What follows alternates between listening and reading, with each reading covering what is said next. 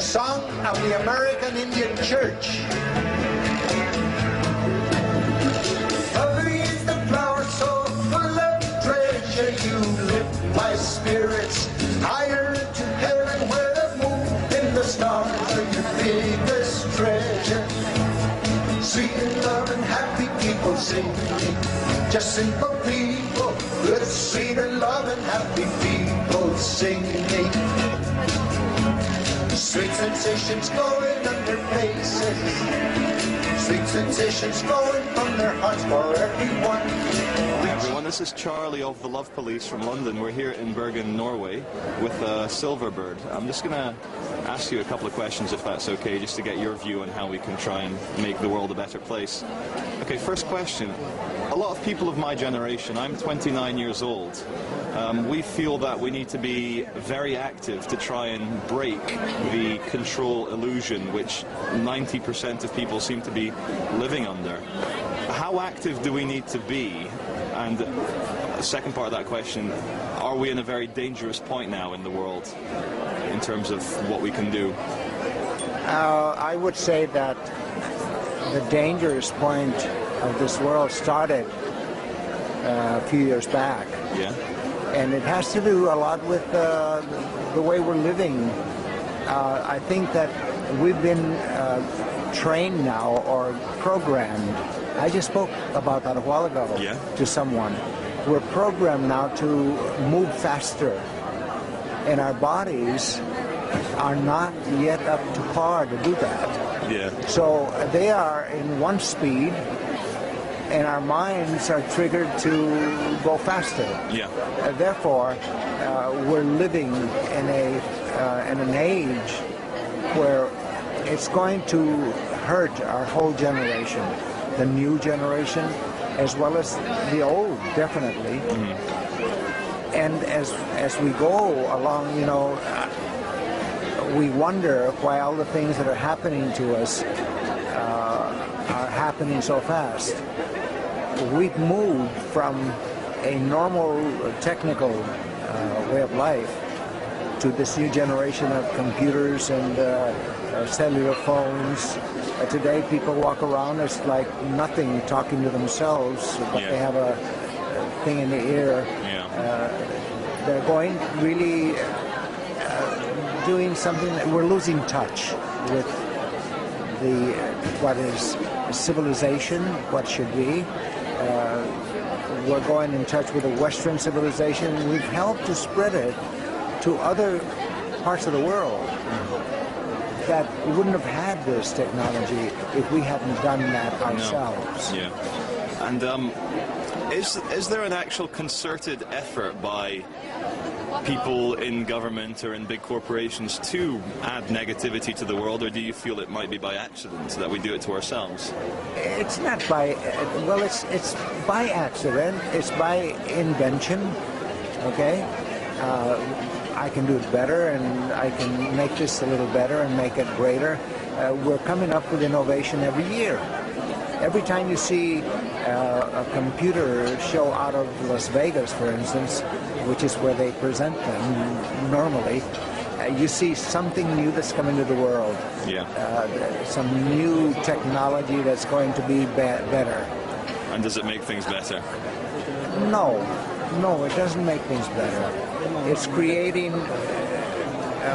chaos with our youth. I'm worried about our youth. Me too. From your age down to the 6-year-old people. Sure, it's good that you're smart with a computer today, that you're not afraid of it. Yeah. But you should not be hooked on it either. In other words, controlled by it. Yeah. We're losing touch with nature, with Mother Nature. The Native American way, I call it the original natives of America's way. Yeah. We don't have, we can still think about Mother Nature. Mm-hmm. And we feel that society is losing touch with that. Yeah. We're losing touch with not only Mother Nature, but spirituality as well. Because spirituality, we all have it. We all have spirit. but it's weakening our spirits. Yeah. And for people like myself, because I do my best to resist this onslaught of the technologically advanced machine thinking of the world where human beings are treated as less than human and the spiritual side is ignored. I try and fight this. What advice would you have for people like myself in terms of how active we need to be resisting and what steps we can take to resist? You know, it's kind of a loaded question in a way. Yeah, it implies that something needs to be done. Yeah. It's you know, something has to be done to save our youth. Yeah. Okay? We can't worry about the old folks, for instance, at home anymore. But I just left the house this morning that the man had the 42-inch TV flat screen turned on already to watch the daily thing. This is like 8 o'clock in the morning or something. You know, yeah. Starts the programming early in the day. Absolutely. Yeah. And I said, you know what? You're retired, but you're still young. Yeah. You're still alive. How about nature? You know, Yeah. how about going out, taking a walk in the snow? Yeah. Well, there's beautiful snow out there. Yeah. And it's happening a lot to the youth. Yeah. I know another young person, young, I say, 31 years old, okay, that sat at a seminar of mine with a little mobile phone playing away. He wasn't paying attention. He was there, but he wasn't there. Yeah. That makes me sad. And Yeah. it tears me apart to see that this friend of mine who's a scientist, and he works at the biggest college or hospital in Vienna, AKH, and his wife is a pharmacist, that their son Marcus, when he was 8 years old, he would sit at the table, we'd go to eat, and what do you want, Marcus, for dinner? And he'd be playing with his... Ignoring the parents, stuck in the tent. As if he's not there. Right. Yeah.